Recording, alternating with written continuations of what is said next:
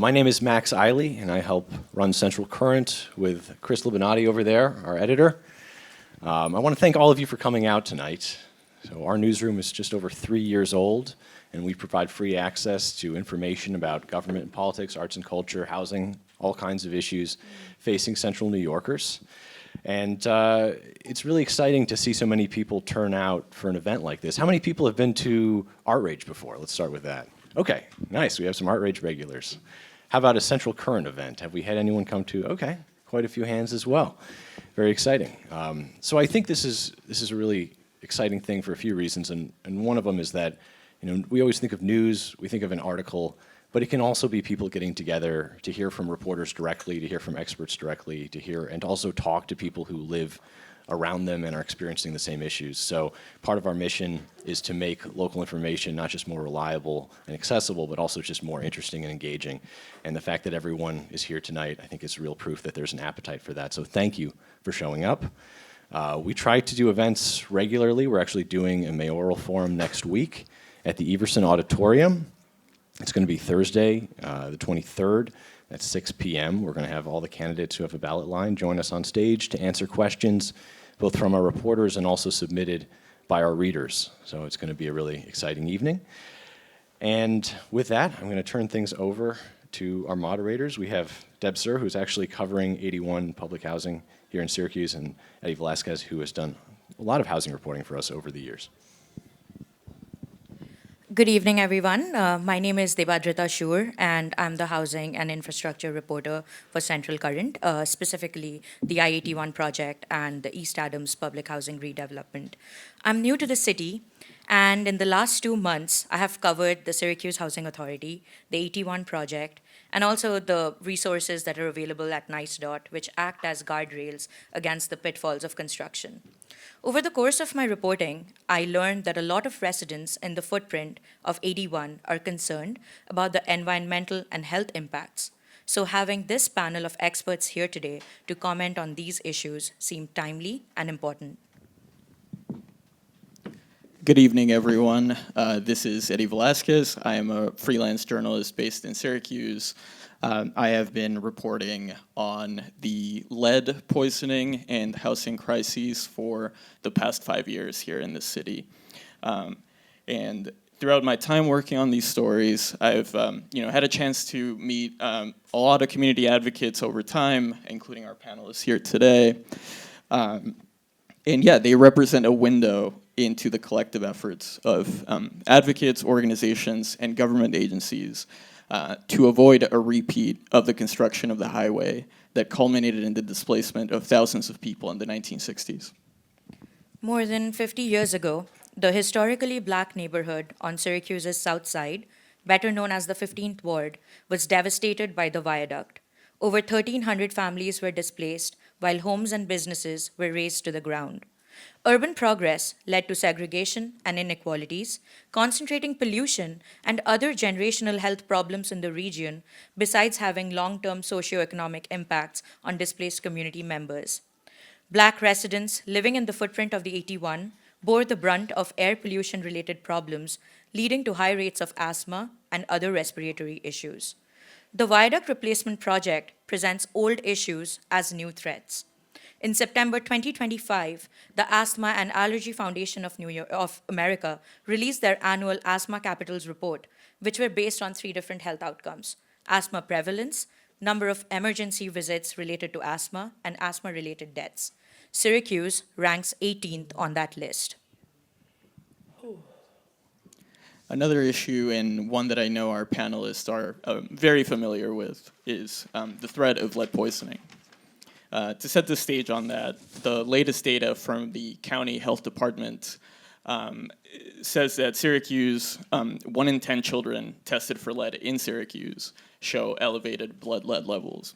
And this has detrimental outcomes to their health. This includes cardiovascular issues and neurological problems that follow these families for generations.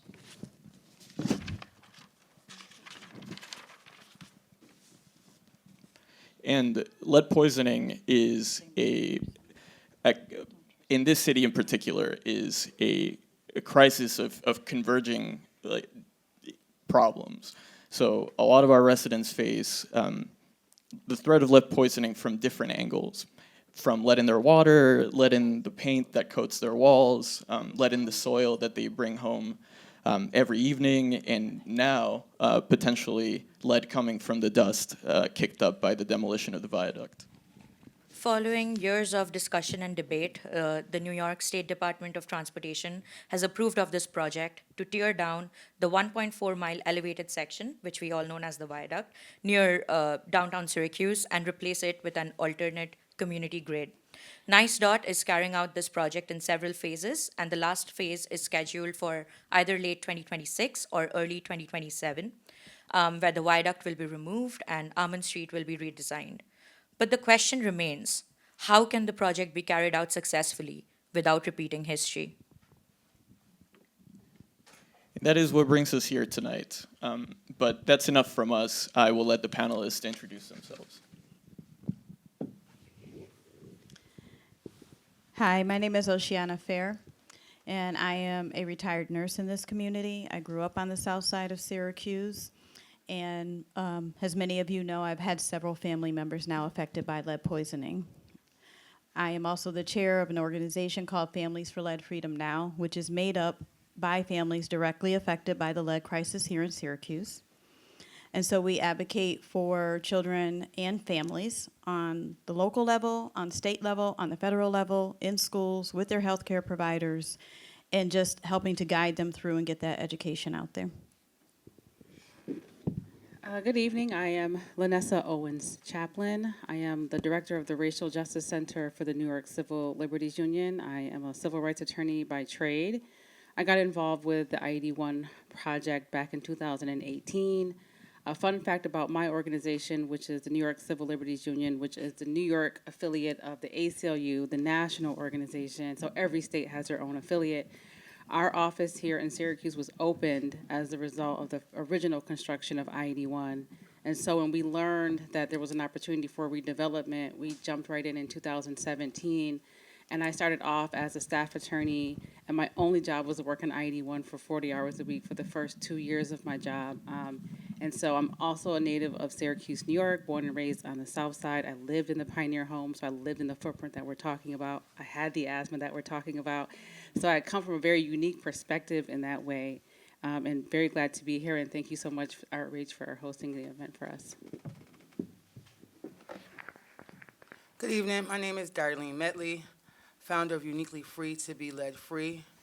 At Uniquely Free, we currently hand out water filters, sticky mats out to the community, have been advocating for other families, meeting other families that have been impacted by lead.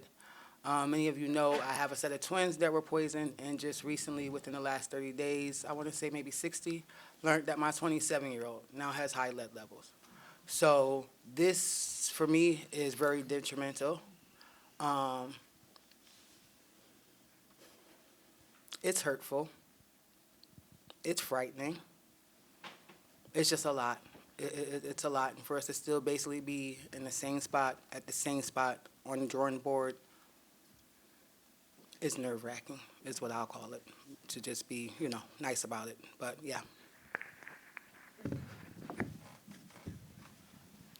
So now we are going to launch into the questions we have prepared for the panel of experts. And we want to start with a big picture question about the viaduct redevelopment. So for all three panelists, what are your biggest environmental health concerns in the next 5 years stemming from the viaduct redevelopment?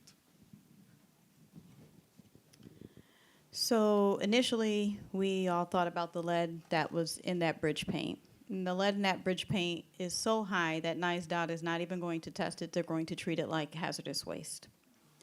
It is 10 times more than could ever be put in your home. And that was because it would be durable to weather conditions. But as we start to think more about how as that earth begins to move and begins to get dug up, we have to think about all the other stuff that's in that dirt. So we're talking asbestos, diesel, silica, all the things that are harmful to us. In addition, we had a local advocate, Decca Eastman, formerly Decca Dancel, who advocated through Urban Jobs Task Force for that 15% local hire. We also have to think about their health. These are families that are coming from the footprint that probably for the first time in generations have a chance for a very good job to bring their families up out of poverty. And we want to make sure that they're getting the right training and know the right precautions to take so that they don't take any of this stuff home and inadvertently poison their children. I want to take a little bit of liberty to go a little bit back a little bit in terms like the 5-year picture conversation, because I heard our friends over here talk about not wanting to repeat history, not wanting to repeat the past. And so I hear that a lot. And I think in one part, that's what we worked for the past 5 years, making sure that we don't repeat history. But on the other hand, we had a lot more tools at our disposal this time around. Like in 1960, there were no environmental regulations around how you can protect communities. We didn't have NEPA, we didn't have SECR, which is our state Environmental Review Quality Act. So this time around, we actually had tools to force the DOT to do things more responsive to the community needs. And so that kind of circled back to what Oceanna just mentioned about making sure that they didn't test the viaduct paint to see how much lead was in it, but just we try to force them or advocate that they treat it as hazardous waste, because that requires the highest level of federal and state regulations on how to remove that lead paint. So we didn't want to risk them testing it and maybe it comes just a small smidgen below hazardous waste, since they don't do as much as they can.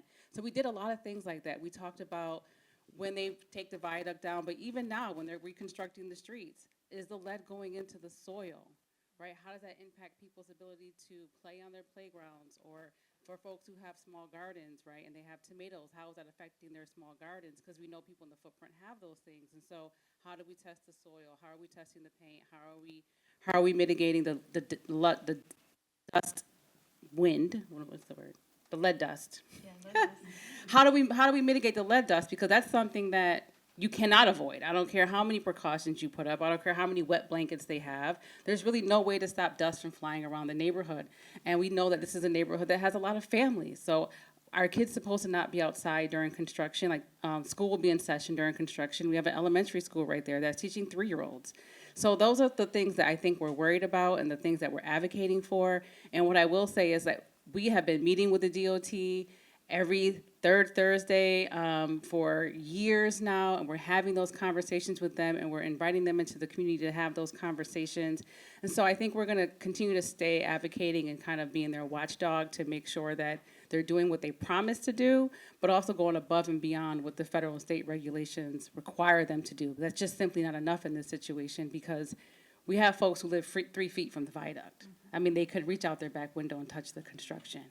And so we also know that this neighborhood is inundated with health risks and adverse health reactions because of the viaduct. So I think what we're most worried about, what I'm most worried about, is not further harming residents during this temporary exchange, right? We know this viaduct removal will not take forever, right? It's not a permanent structure, but it will lift a lot of toxins that have been kind of laying silent. So how do we make sure residents who are living there are not further harmed or further poisoned during the demolitions?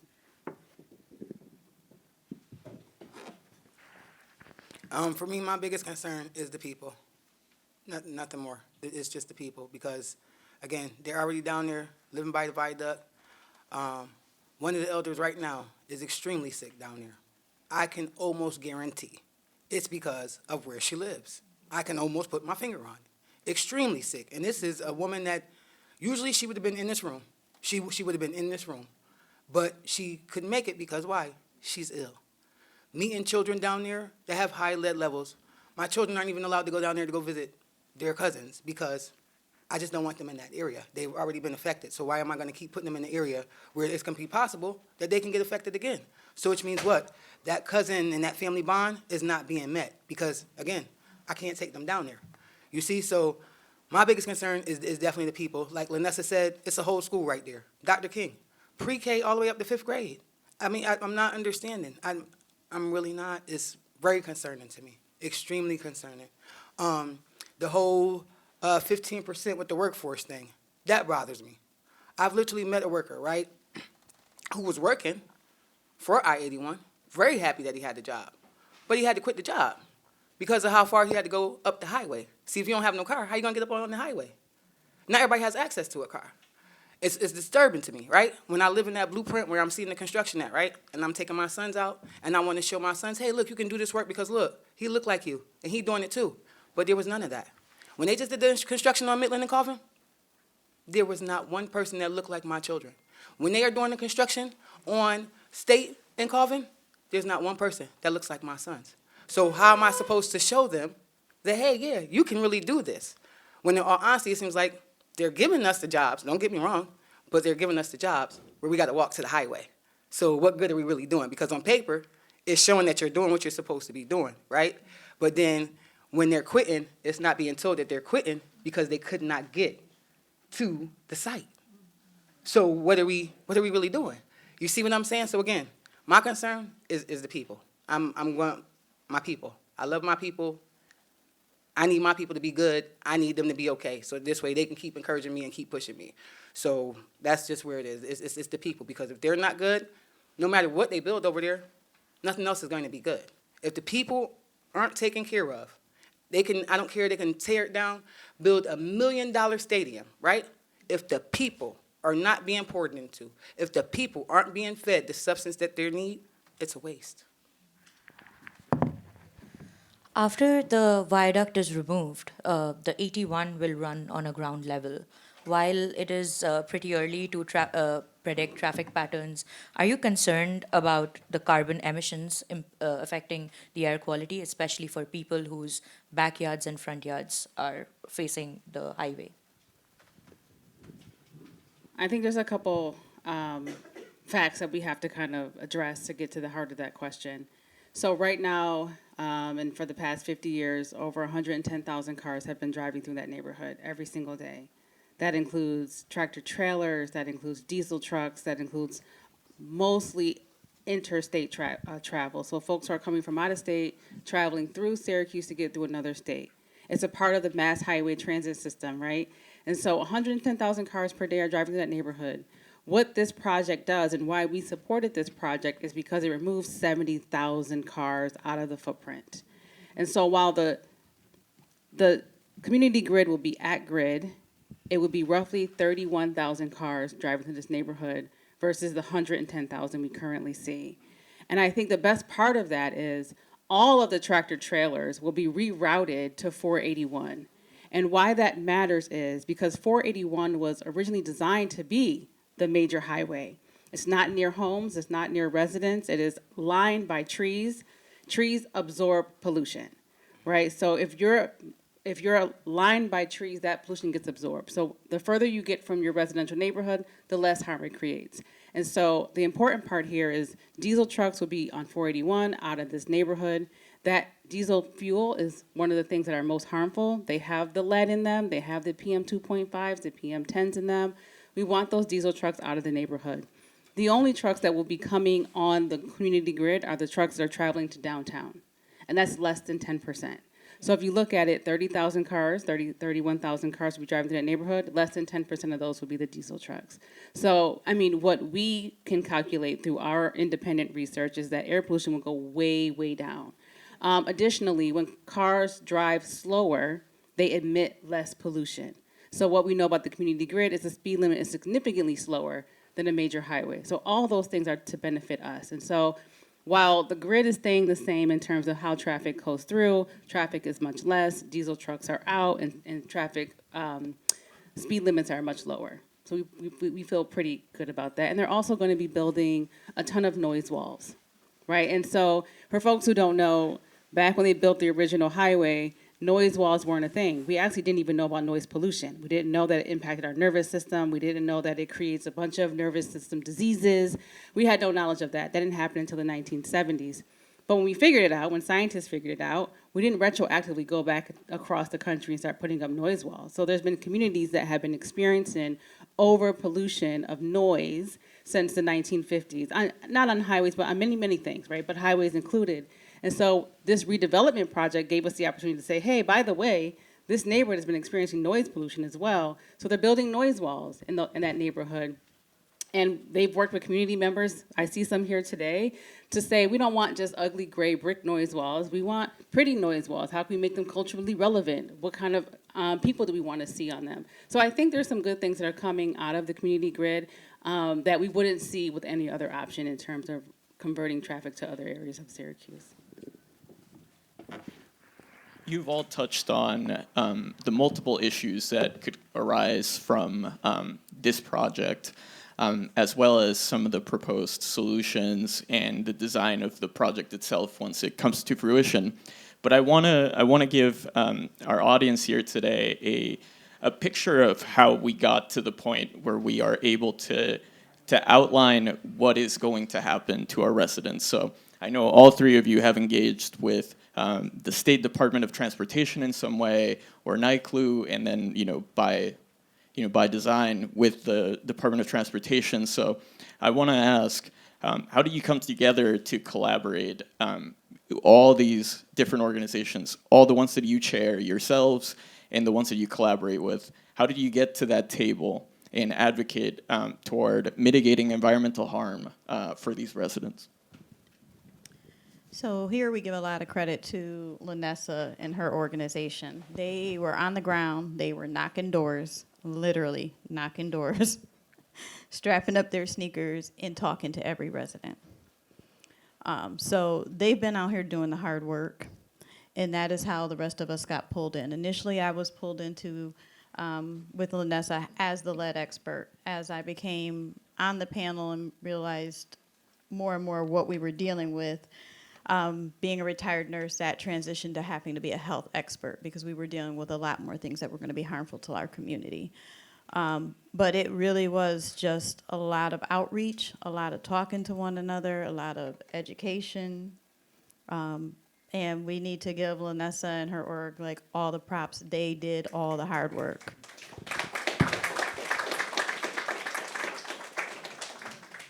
Well, I think we all did all the hard work. I think we forced them to the table. I think now it looks like we're just at the table having random conversations with the director of DOT, like that's normal. We talked to the commissioner of NISDOT, like that's normal.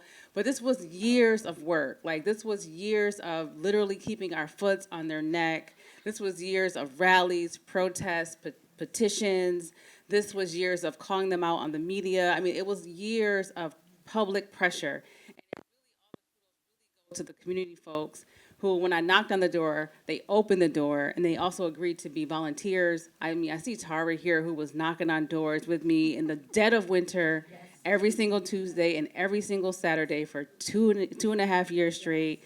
So it really took years of trying to really force them to the table. And I think when we had a rally in March, not the month of March, when we had a rally in March where we started at MLK School and we walked to the New York State DOT's building, and we had about 350 people there, and we protested because they wanted to put their on and off ramp 110 feet away from the elementary school. And so we had parents, we had community members, hundreds of people were out there kind of demanding that they change where that on and off ramp was. And that was the first small win that we saw back in 2019 where we thought, oh, we actually can do something. Because we really were kind of running low on energy. And then we had that win and we were like, oh, we got to keep going. It kind of reinvigorated us to keep continuing to fight. So it was a long, hard journey, but we're in a great place now. Y'all answered it. They answered it. Well, you spoke about children, and they are, at risk for lead poisoning primarily. Lead poisoning affects everybody, but New York State's big focus is on early detection on children and, mitigation of harm. Oceanna and Darlene, I know this is your area of expertise, and I would like a broad overview of how the two of you feel that this area and this project can impact the children of the area as far as lead poisoning goes. I was just talking to somebody earlier, and I told them I'm very terrified. I'm scared for the numbers to come out. If you go back and you look, right, you heard them say 1 in 10 children roughly ends up being 500-600 children a year, right? That was just through the paint. So now we got to add the water, right? Then we got to add them now taking down this bridge. I'm terrified. There's no other word for it. I'm completely terrified. Then you have this set of people that aren't going to get services, that aren't going to qualify because they're not in that 0 to 5 range. Y'all just heard me say I have a 27-year-old that just came back with a 27 lead level. Who do I send them to? There's no resources for me to give my kid. This is my own personal child. No resources. Nowhere for me to tell him to go. Like,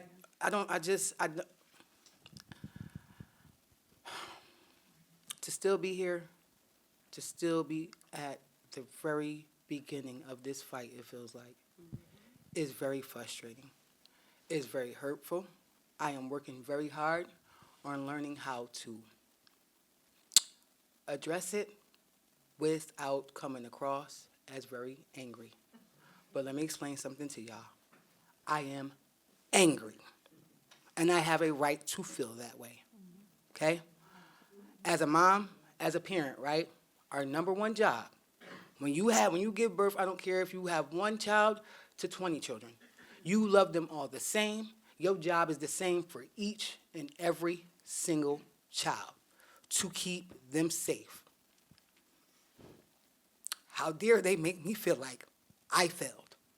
Not only with my twins, but now my 27-year-old. How dare they make the mother that lives on this north side, that had to deal with an 11-year-old, that was spiking out of control and she could not figure out why until she got him lead tested. How dare they make her feel like she did not do her job? We, as parents, do the best we can with the tools we are given. So to have somebody tell you that your home, the place that you call your safe haven, when the whole world is against you, right? You can go in there, you can close that door. And that's supposed to be your safety net.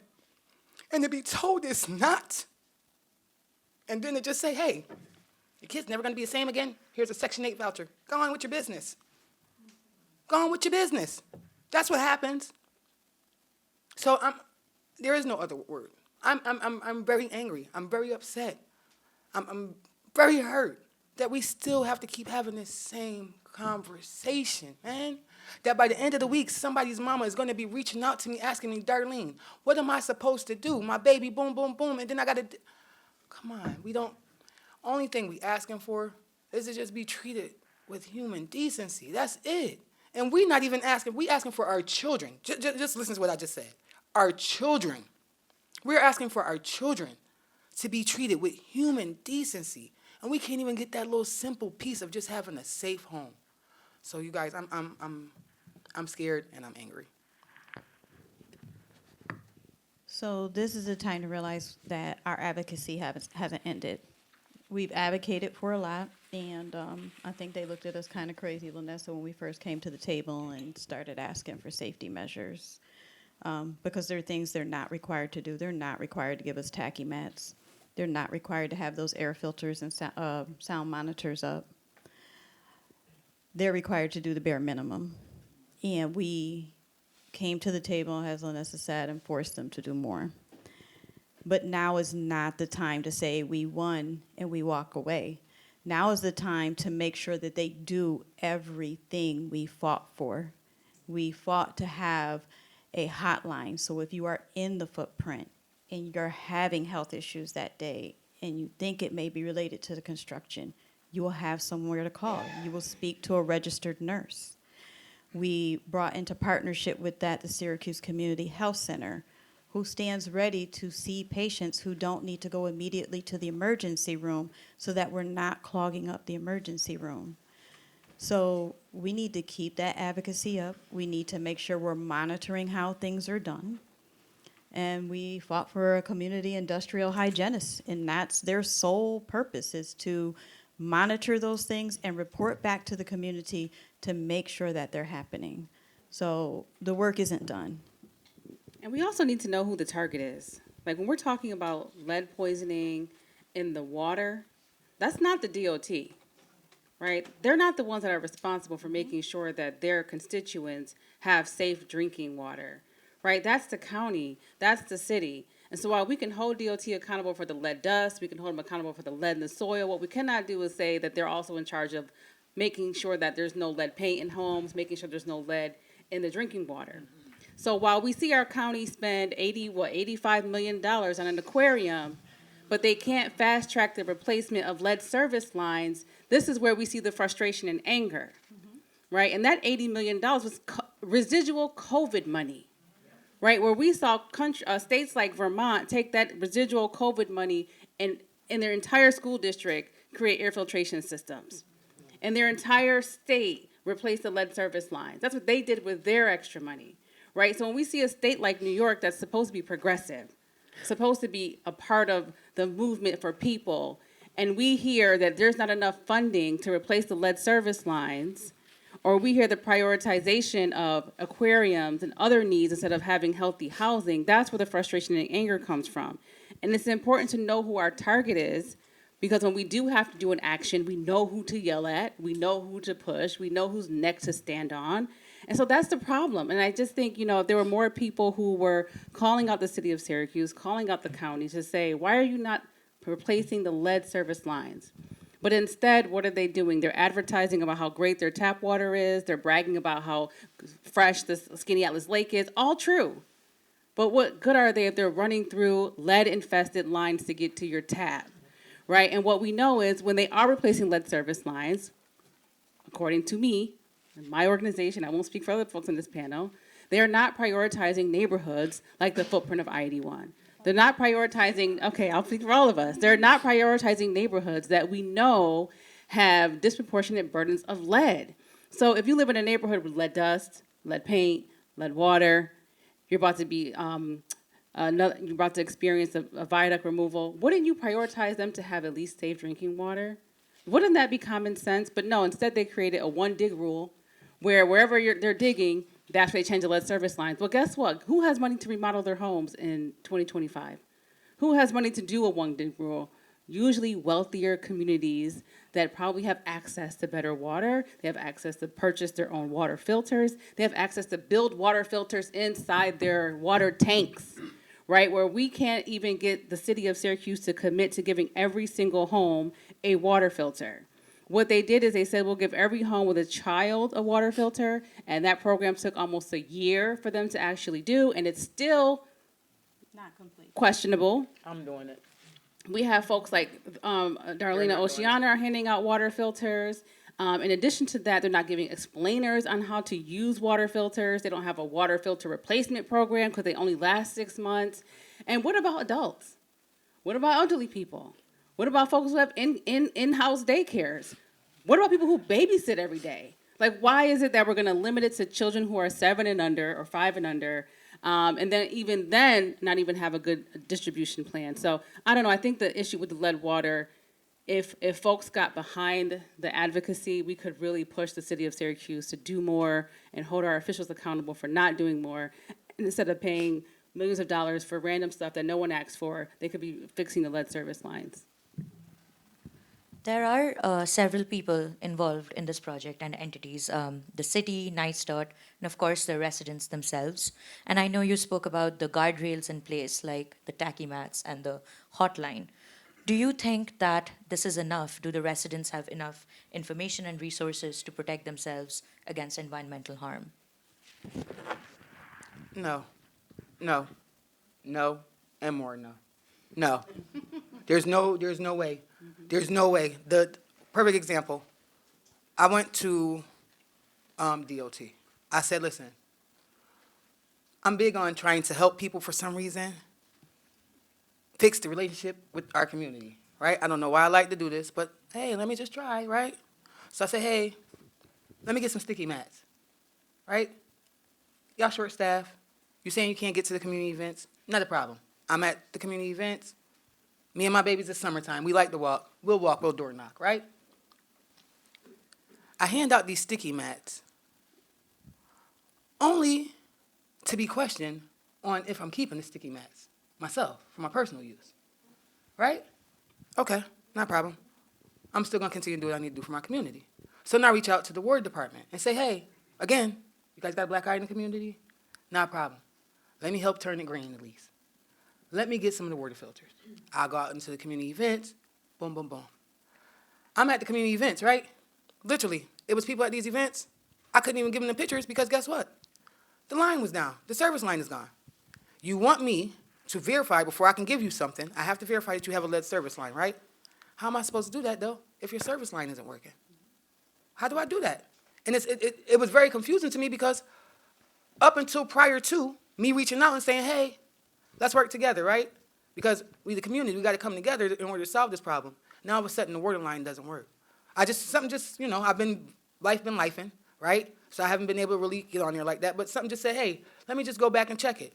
I'm still holding on to 15 water pitchers that are just sitting on my porch collecting dust because I couldn't hand them out. So now I have to backtrack, go through, and figure out how to do some type of live raffle for those people that have signed up at the 3-4 different events I've been at and be able to make sure these water filters are getting into people's hands. But then in the same breath, you're telling me, make sure that I didn't give a picture to a family that already got the picture. I don't know if anybody's seen these pictures. I don't know if y'all know about kids, but honey, they drop stuff. And them little cheap pictures, they plastic, they gonna break. So I'm not gonna worry about if you got a picture or not. That's not my concern. My concern is, are you drinking good quality water? That's my concern. So it's like when we trying, right, as advocates to say, hey, to the city, you know what? We hear you. We hear you loud and clear. We got your back. Let's work together. They've been trying to find somebody to blame for the lead. Oceanna, I'll tell you, I look right at Ryan. Hey, listen, I'm the person to blame for the lead. It was all me. I brought the lead. I put it in everybody's house. Okay, we figured that out. Now let's get on to the solution. And so we still here. So when I hear her say, you know, I could try and forget about the aquarium, but when I hear her say about the aquarium, you know what I hear? Some fish are more important than our children. Some fish. Some fish. I don't understand what we're doing. I don't get it. We can raise all this money for this aquarium, but when it comes to us asking for, again, human rights, right? Good quality housing, good drinking water, those all human rights. How are we getting such a rebuttal? Why are we getting so much backlash? I don't get it. I don't understand. So my answer to Deb's question is that we have to keep educating the community. We have to know how to protect ourselves. And that means we're going to have to learn. Those of us that know are going to have to talk to those that don't. We can't say that we're going to depend on NISDOT or anybody else to go do the work. They're going to go do what they're required to do. Mm-hmm. And just like with the lead, as Darlene will tell you, a lot of times when we talk to families, the first time that they're hearing about lead is because someone told them their child was poisoned. Not because Onondaga County Health Department got up and did their job and educated. Right in the hospital, when most moms in this room can tell you, if you've had a baby, they have this whole list of videos you have to watch before you go home and sign off and say that you did it. And they teach you about SIDS and how to burp your baby and how to feed your baby and how to change a diaper. Why aren't we telling parents about lead in a zip code where we poison 600 children per year? But someone in this community will have lead-free water, and that will be Ryan McMahon's fish. Huh?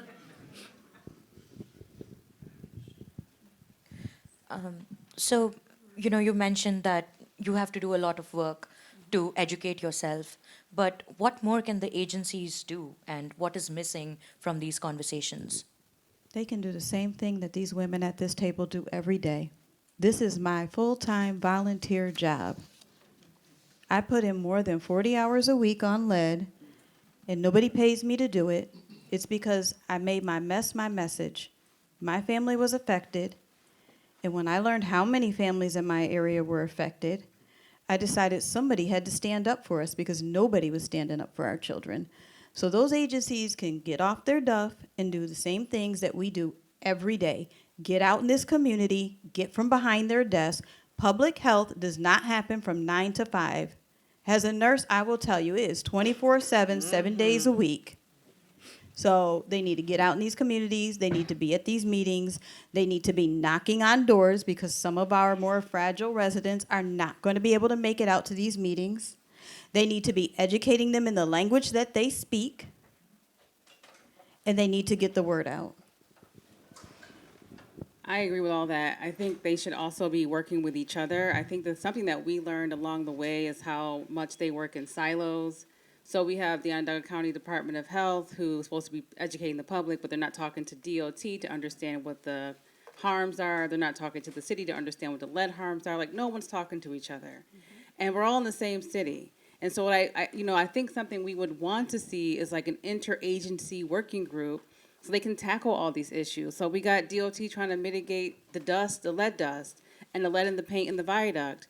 We have Syracuse trying to mitigate the lead service lines, but they're not talking to each other.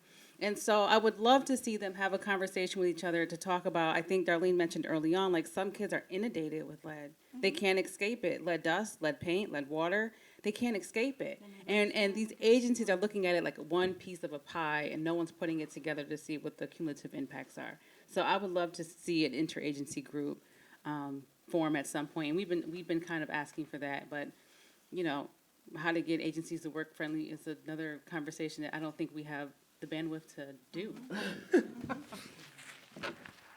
I had the privilege one time of joining a webinar or something in New Jersey. It was from New Jersey.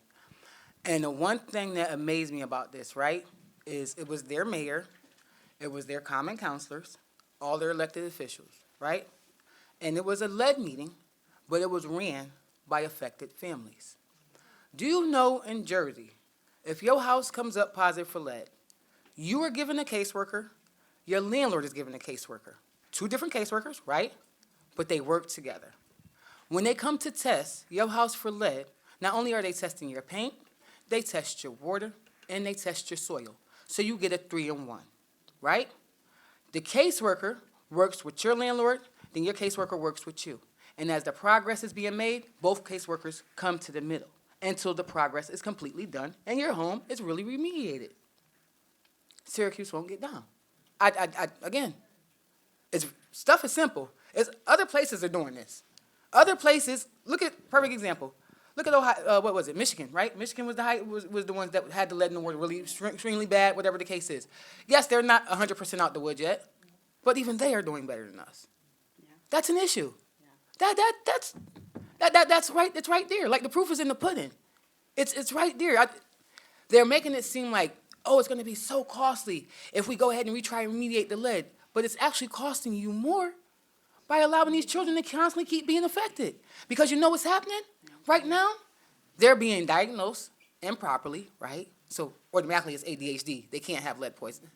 It's ADHD, right? So then they're not getting the services that they need, so they're not on the right track. So then when we're sitting here trying to figure out why we have so many kids going to jail, right? I have a young man right now that has been sentenced to 15 years. Do you not know his mom finally decided to tell him to pull up his lead levels? Y'all, his lead was a 46. His lead was a 46. That baby is in jail now for 15 years. Just maybe, if somebody would have made sure that he got the proper items that he needed, the resources that he needed, just maybe he wouldn't be sitting in jail right now for 15 years. Like that's a whole, again, so when I kind of get a little jealous, if that makes sense, of other cities, when I see that they are combating the lead, and I see how their government officials love on them. Because to me, what our officials are telling us is they don't love us. It's no way you can love me. It's impossible. Because you don't love my kids, because you're allowing for them to be poisoned. So you can't sit here and say, oh, yeah, come out and support me, because I love my No.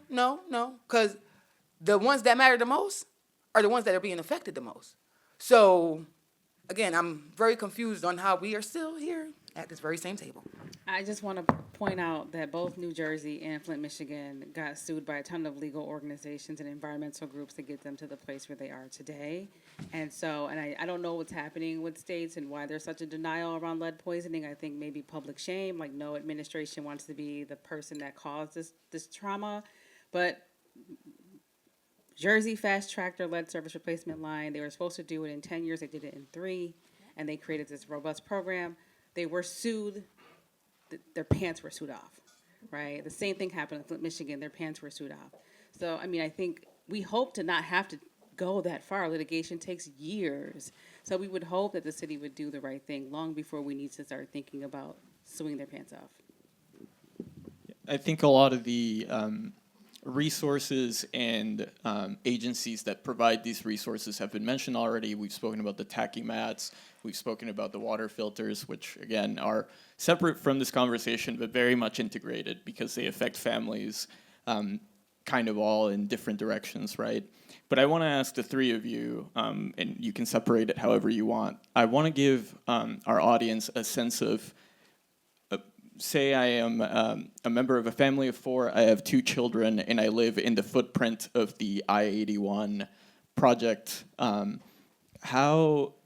What agencies and what resources should I be looking for right now? Wait, are you an affected family or not an affected family? I am looking to prevent being affected by it. Okay. So you want to have a conversation with your pediatrician and make sure your children are tested. That's where you start. In New York State, all children, by law, are supposed to be tested at 1 and 2. There's a whole bunch of reasons on why that doesn't happen. But you can walk in at any age and ask that your child be tested, especially if there's been an exposure. I would love to see us do what Colorado does, and they test every child 6 and under at their well child check every year as part of their well child check. So you want to have a conversation with your pediatrician about where you live.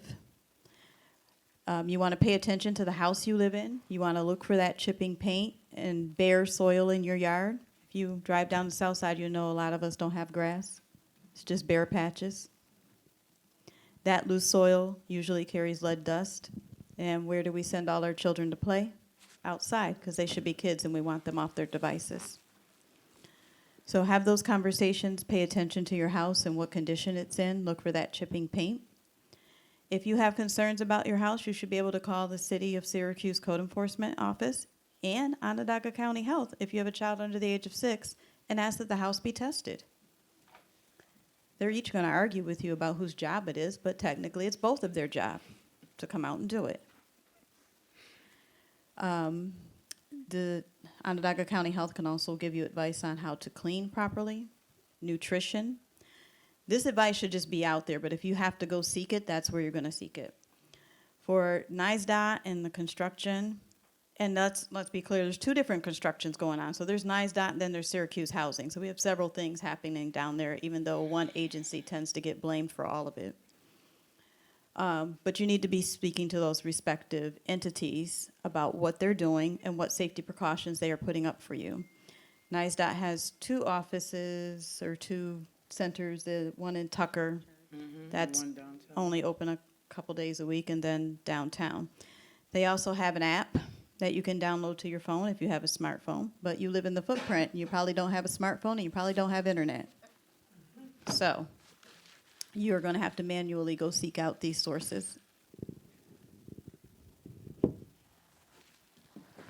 I know one thing that we was pushing for too that still hasn't happened, that really should have happened a long time ago, is when you think of lead or you speak of lead, automatically, I want a perfect example, right? Had Families for Lead Freedom Now been around when my twins were first poisoned, that was the group I would have asked for. I wouldn't have asked for the health department.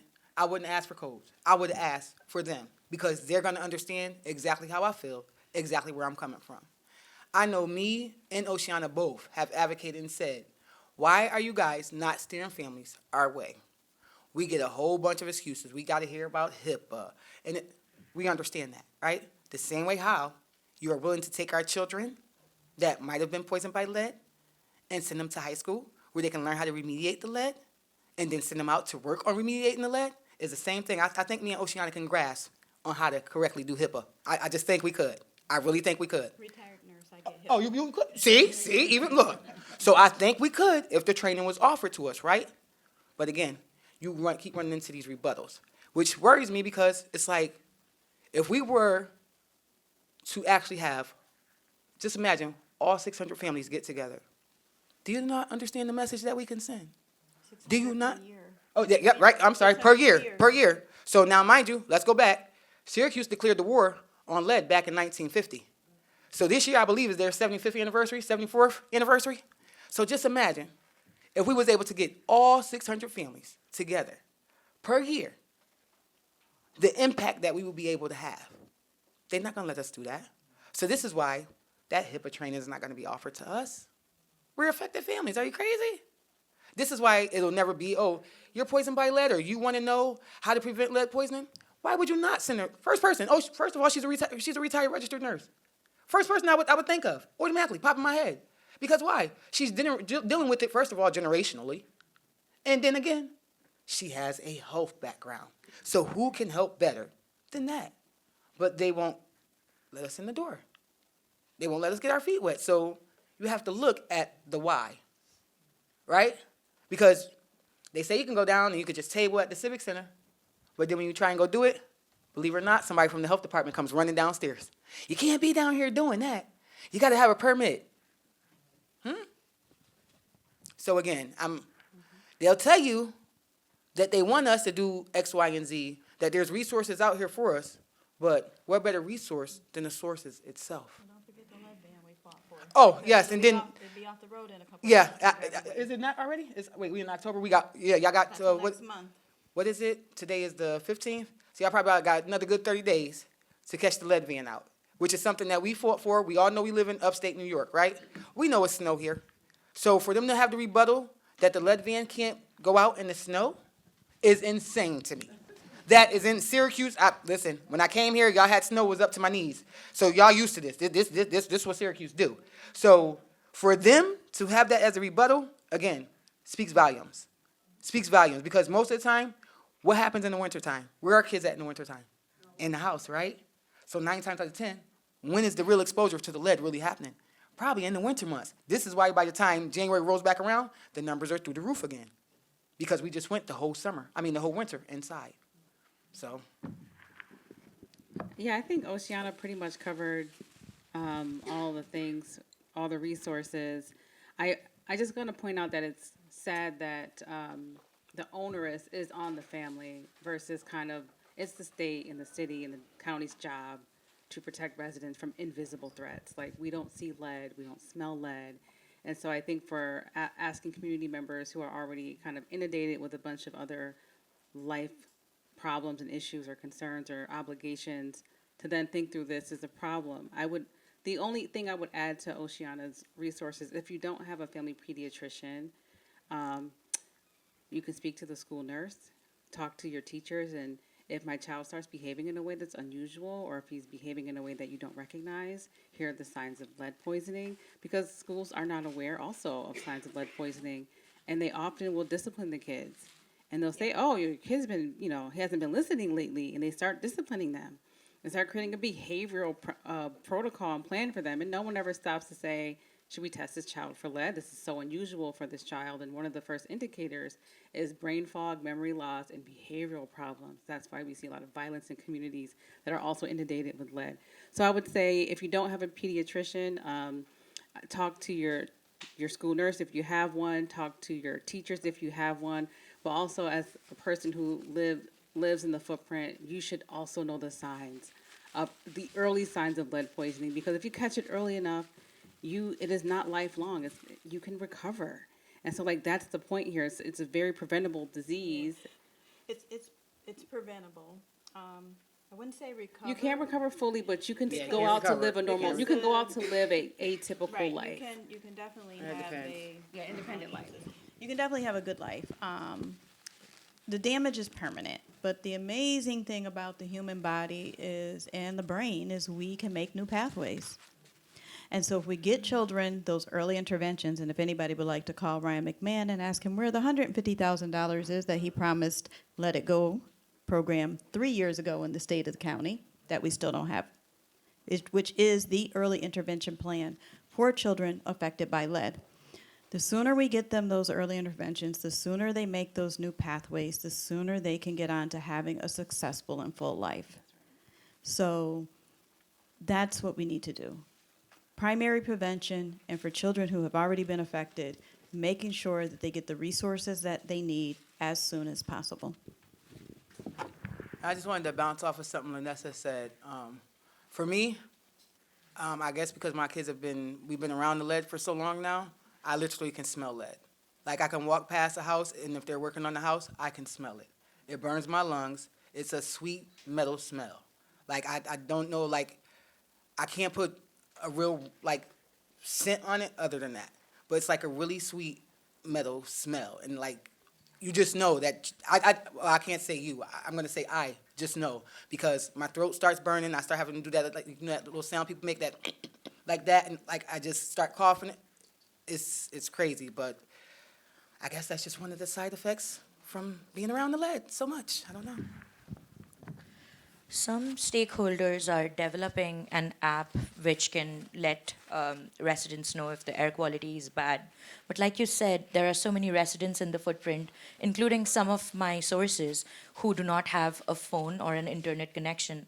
So what is the best way, and I hate to put this on residents again, but what is the best way for residents to know when to take precautions against air pollution, like, wearing masks or... So these parts are like parts per billion, very tiny particles. It's one of the reasons we call lead the silent predator. Good friend of mine, Dr. Sandy Lane from SU, gives a perfect example. We've all seen a packet of Sweet and Low. Now imagine I open that packet in front of a fan in this room and just let it blow. None of us are going to know where it lands. None of us are going to be able to find a speck of that Sweet and Low. That packet of Sweet and Low contains more lead dust than is acceptable for 100 rather, 10 by 10 rooms. So we're talking about a very small amount of dust that it takes to poison a child. Not to mention all the other crap that we talked about that's going to be coming up out of this soil. So what these entities have to think about is, how do we get residents information in the way in which they receive information? Whether that's folks who are older who may still watch the morning news and making sure that we get those reports to them, or if that's our younger generation who watches TikTok and Facebook. I don't know how my 30-year-old gets all her news from Facebook, but she does, and it's scary. But we have to reach people where they are and how they get their news. And if that is knowing that you have a senior center that meets daily, and all the seniors show up there, and we're going to call the coordinator of the senior center to say, hey, by the way, it's going to be a high day for air quality, and we need to make sure that folks are staying inside, wearing masks. We have to reach people where they are.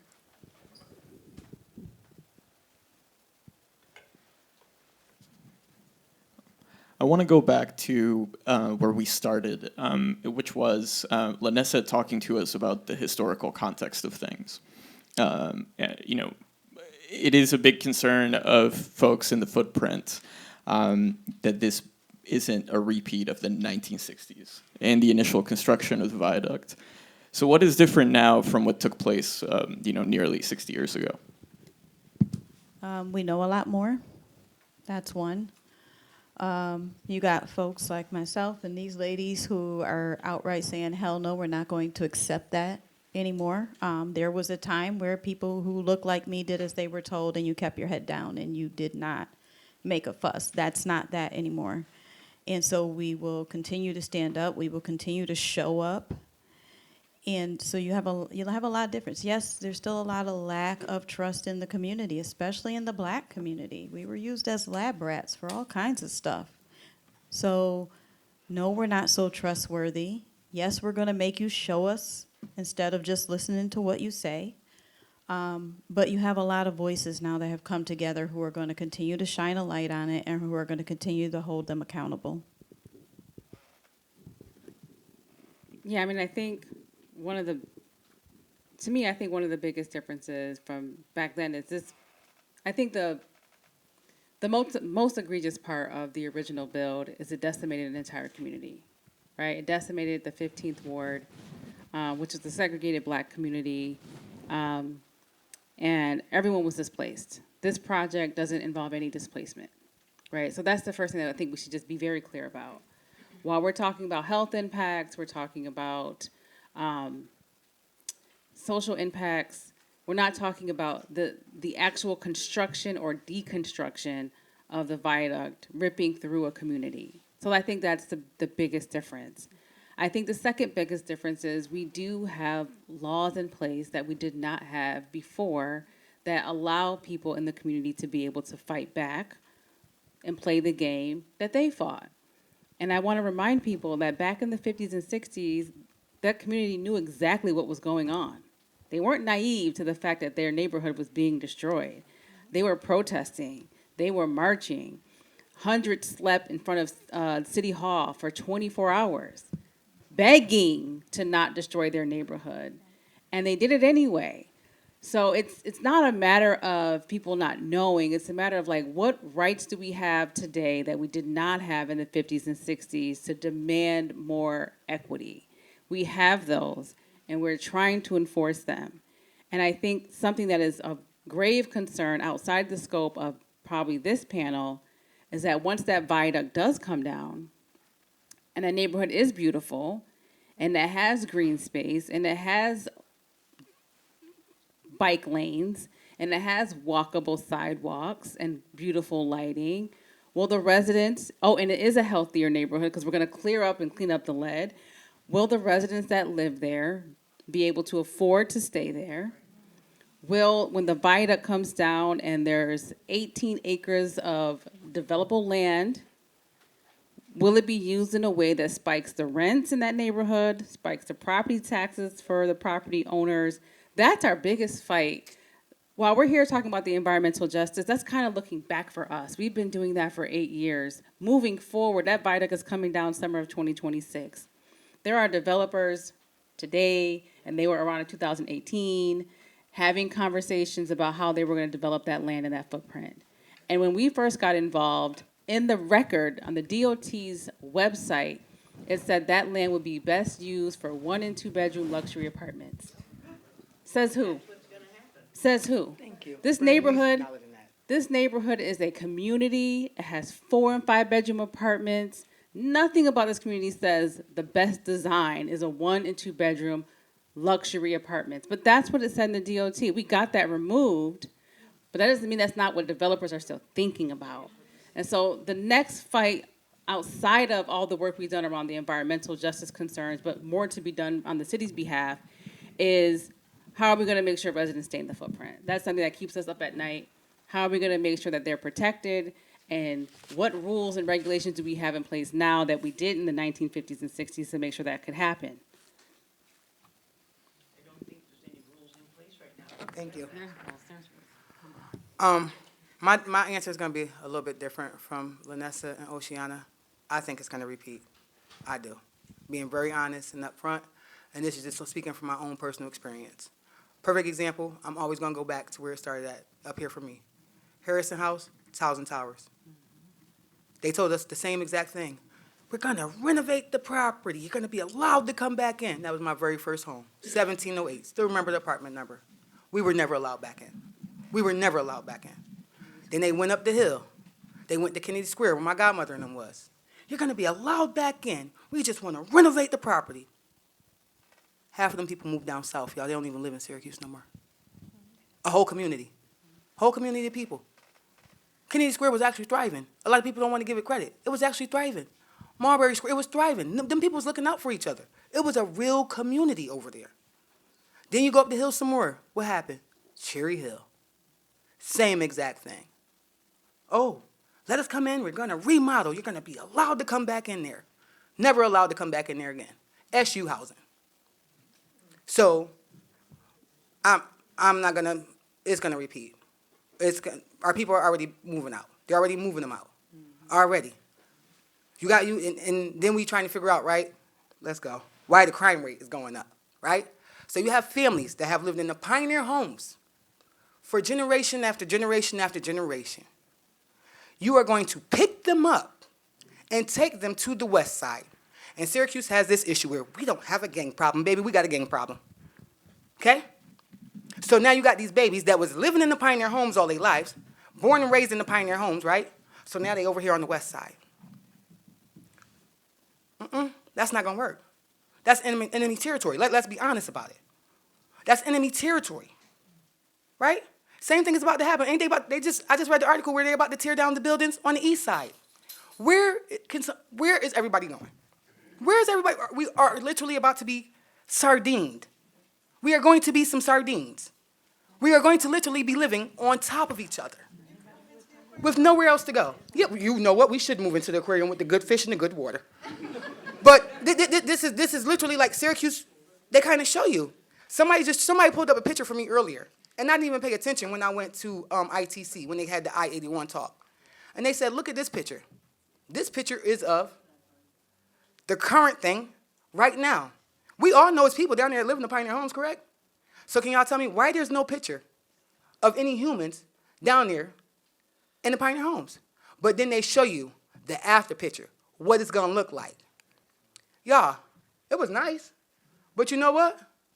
It was a little white boy standing in the middle of the sidewalk, and I'm just being real with you. So are you saying right now, it's not safe right now, as the person said to me. It's not safe, right? That's why ain't nobody standing in the walkway, right? But when they get done remodeling it, guess what?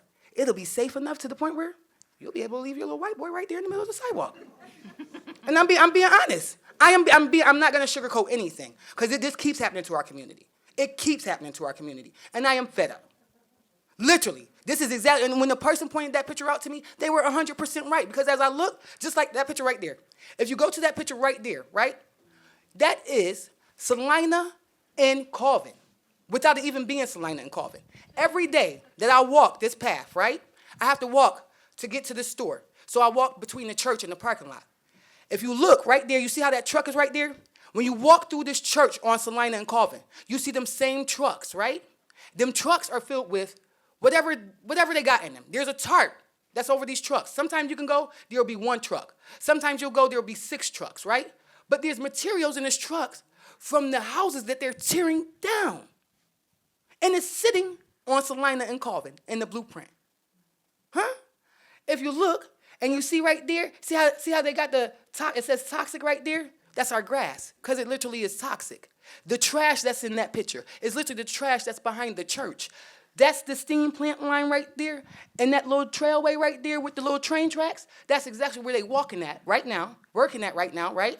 On Van Buren, where they're taking the stairs away, where a lot of my people walk from the south side because they work on SU, right? So we don't like to walk all the way around. And some of us don't have money for the bus. So we was utilizing the stairs. But now they're taking the stairs away from us. So now that means that we literally, in the dead smack of winter, just imagine being a single parent trying to put food on the table for your family, and now you have to literally walk all the way around and walk up this big old hill just to get to work to put food on your table. So then when you decide to quit, you're going to be lazy. It's not going to be looked at, the difficulty you had to go to. So again, history, for some reason here in Syracuse, it's like it just keeps repeating itself, and then when it happens and the residents are upset, they're not supposed to be upset, and they have no right to be upset. And that's the furthest thing from the truth. Thank you so much for answering all our questions and for your great insights. I do want to ask Max a question. Can you help us with some questions from the audience? Are there any questions? And people can just, I think we're in a small enough room, people can just stand and maybe raise your hand first. Is there anyone with a question? You on the far left? Okay, thanks. You guys are wonderful. Thank you for everything that you're doing and all your efforts. I came in a little late, so maybe you already addressed this. But in addition to all the wonderful things you're saying, the public relations campaign that they're doing, I live on the south side and I got a little postcard with a code to scan. And the code took me to a PDF that was really lengthy, and I couldn't understand half the language. It was jargon, and I'm a pretty educated person. And I mean, like, after a few paragraphs, I gave up. It taught me nothing. It said they put all that money into those postcards, and it said, this is about your water quality. So it wasn't until much later that a guy came to replace my water meter, and he's the one that told me about the pictures, and he said, you have lead lines. We've been drinking the water. Like, what's the deal with the public relations campaign? Can't they, like, if they're going to spend money on postcards, make it in a way that's accessible? They suck. And that gives information. They suck. That's the honest truth. The public relations around the lead in the water, they suck. And I can tell you a few things of why I'm saying it as aggressively as I am. We had a meeting with them back in November, almost a year ago, and we told them your hotline doesn't work. I called it in front of them, and it did not work. Right? That's how confident I was. This is going to ring until it goes busy. I'll call it right now. And they had on their website, you might have a lead service line, but you had to go to the website, you had to click on FAQs, then you had to click on another tab, and click on another tab just to get there. And so while I would think it's just a matter of branding, I don't believe so. They are intentionally diluting the information, and they are intentionally burying the lead because they do not want to create a public health crisis. And when we met last November, the water commissioner said, I do not want to create a public health crisis. I do not want to see the community go into chaos about this issue.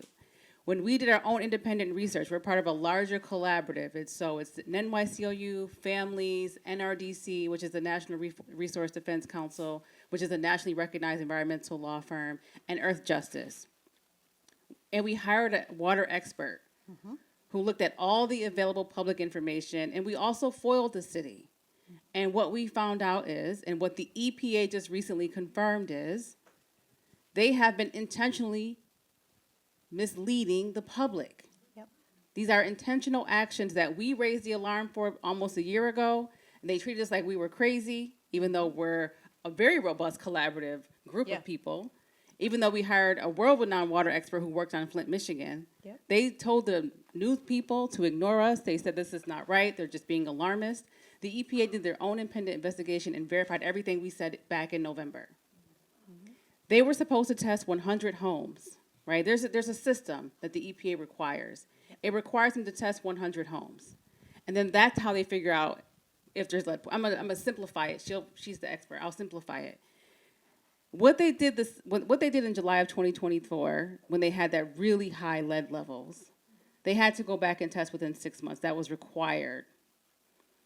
Instead of testing the same exact homes, they tested only 40%, so 40 of the 100 homes. They introduced 60 new homes, which they're not allowed to do under the EPA regulations. And then for some odd reason, they introduced 22 more homes. So now they've tested above the 100.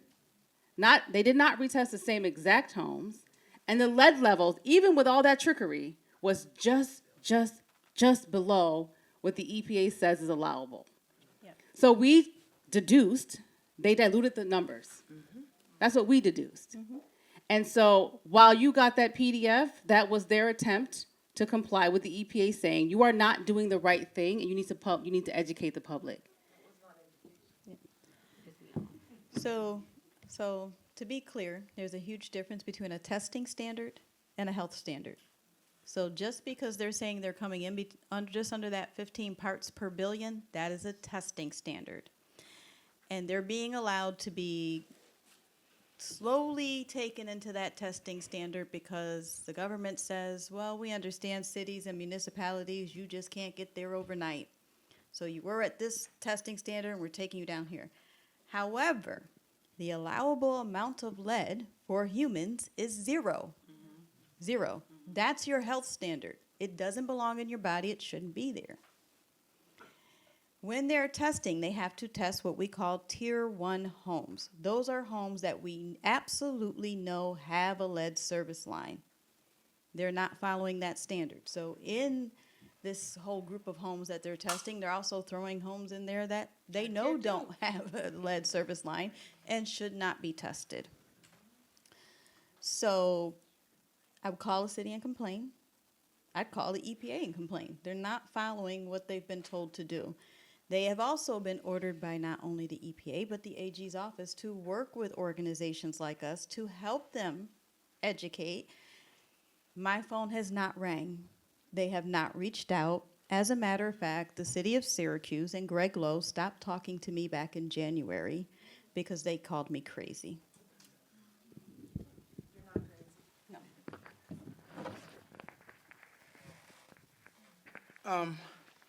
What was I about to say? I kind of She was just lost it. actually asking about the PDF and why it was. Oh, no, I wanted to just touch base on something else that we had did too, where we actually tried to help the city. We had somebody that was willing, if correct me if I'm wrong, $150 would have been the cost per house, right, to test the water? And they tried to blame it on Oceanna, in all honesty. We went with the water company Oceanna recommended, Erie 123 or what, Reality 123 or whatever. Now, mind you, no, she did not. I was a part of that meeting. She did not. So now what this company, though, does is they're going to mail you out the kit, and you are supposed to test the kit, the water yourself, put it back in the box, put it out on your porch with the hopes, right, because we know we got porch pirates, but with the hopes that the company is going to come pick it up and then send you back your results. But with the same flawed instructions that caused the mishap in the first place. And they're charging $500. The problem with the water testing was never with the lab. Let's be clear. The lab did not make a mistake. That is not why that happened. The problem was with the city, which was with how they tested, with their 2 employees, and with the instructions that were given to residents.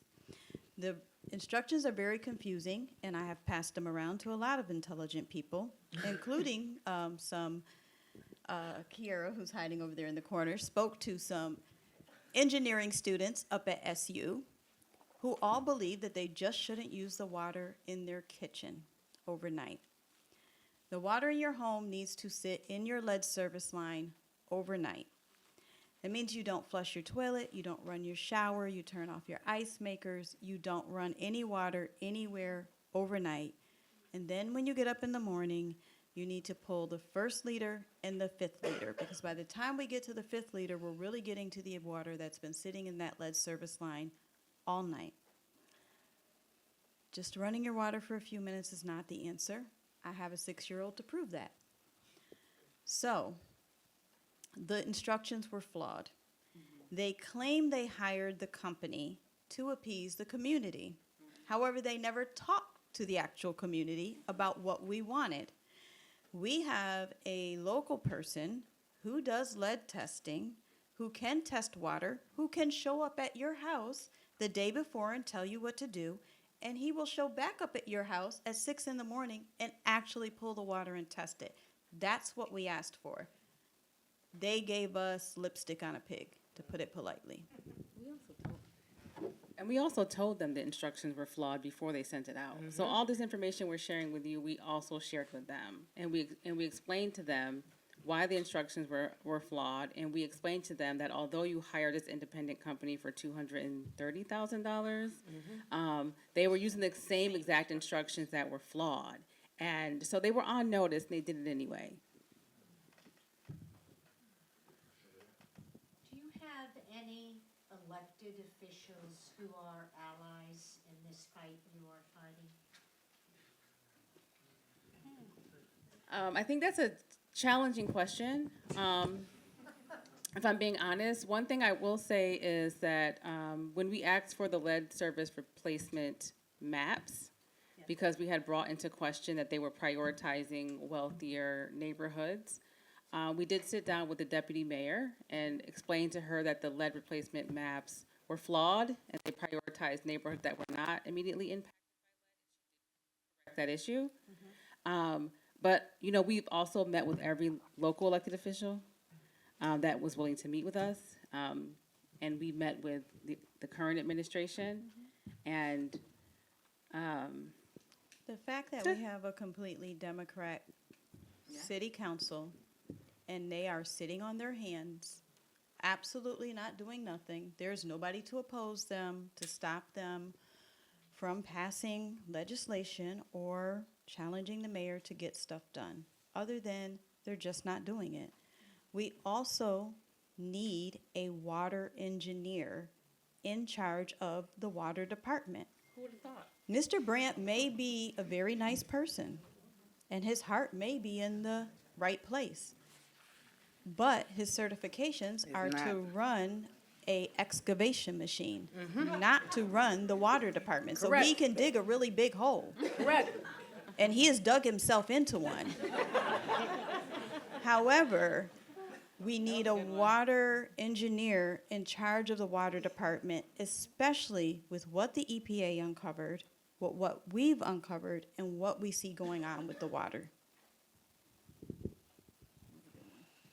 I agree with everything they just said.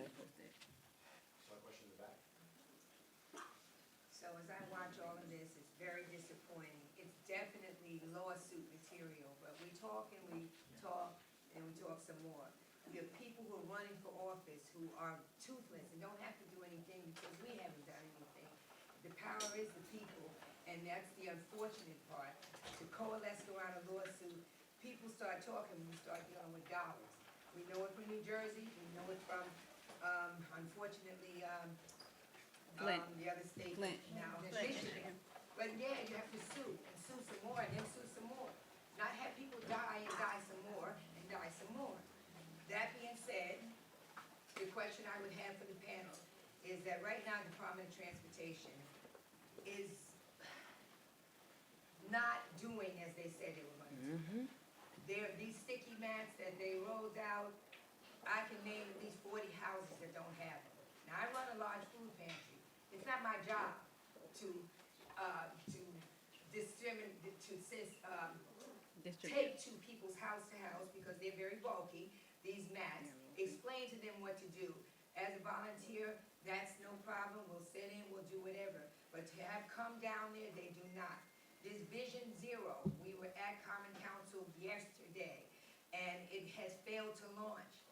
They don't want to deal with the fact that so far 3 fatalities have happened with these dump trucks that are only here because there's construction happening all around us, in the south side specifically. Colvin, Garfield.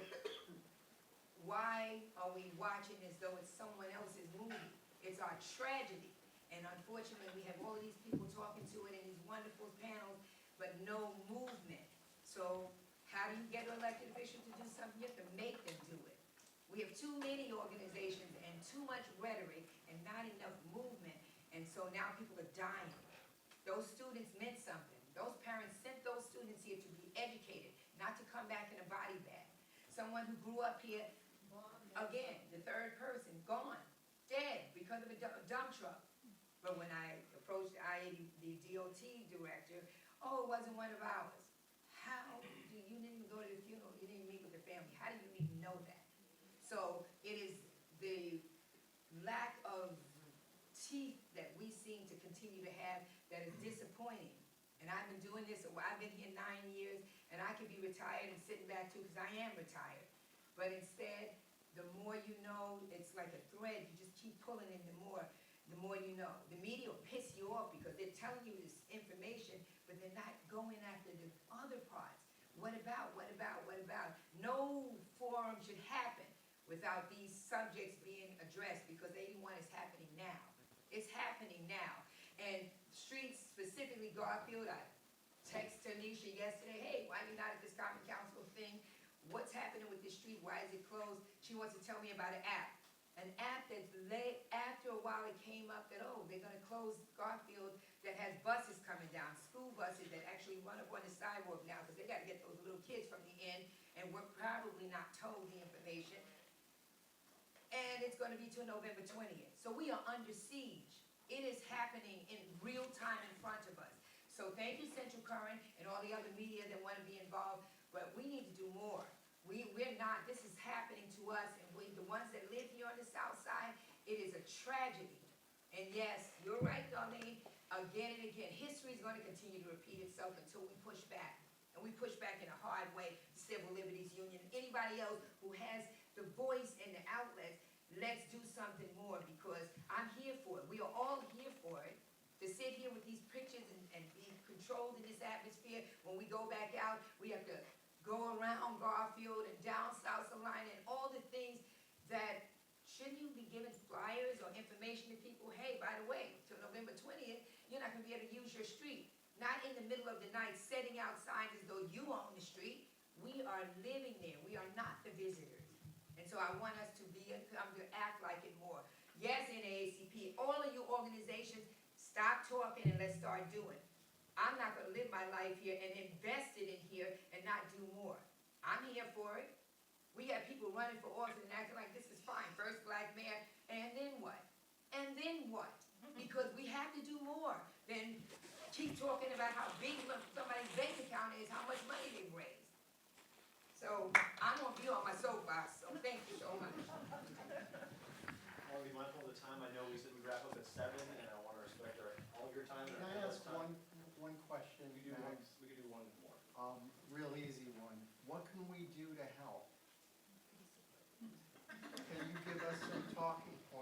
We have a online petition that goes directly to the city of Syracuse around the lead water crisis. So if you guys want information about that, I'm happy to share that information, sign that public petition.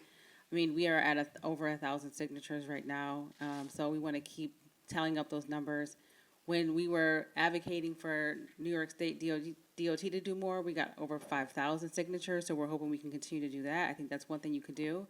I agree with Jackie. I think you have to call your common counselors and hold them accountable and just say, fix the water service lines. That's it. This is, I mean, we're focusing on the footprint, but the lead service lines are in all of Syracuse, in every neighborhood. It's not just, this is not a black and brown people problem. This is not a low income problem. This is a city-wide problem that everyone should care about. So call your local legislators, tell them to fix the service lines, challenge the mayoral candidates to fix the service lines, and sign the petition. I was just gonna say, if any of you guys know out-of-state lawyers, I'm not gonna beat around the bush. Out-of-state lawyers, because the lawyers here, everybody friends, so don't nobody want to sue. I'm not gonna beat around the bush. Out-of-state lawyers, and I'm not even asking for my own children because my children are out the threshold. They're now 9. If you look it up, you can only go back 6 years. So I'm not even trying to get funding for my own kids. I'm getting funding for other people's children that are actually being poisoned right now, today as we're speaking. So if any of you guys know any out-of-town lawyers, please send them my way. Get my information, something, because at this point, I'm going to agree with her. We have enough. Y'all heard her say it herself. The EPA has proven. They had a whole person, right? A expert came and all of this. So we've got the proof that they're violating our children. So enough is enough. It's time to stop playing. It really is. Like, again, Flint was able to sue. Jersey was able to sue. Why Syracuse can't sue? I'm confused. I'm confused. So yeah, if y'all know some lawyers, please send them my way. Thank you to the panelists for their time, and thank you to all of you for joining us today. My name is Deb. I can be found at dsur@centralcurrent.org, and Eddie too. You can find his email on our website. We are covering these issues. If you want to talk to us, if you want, you're free to please feel free to reach out. Thank you.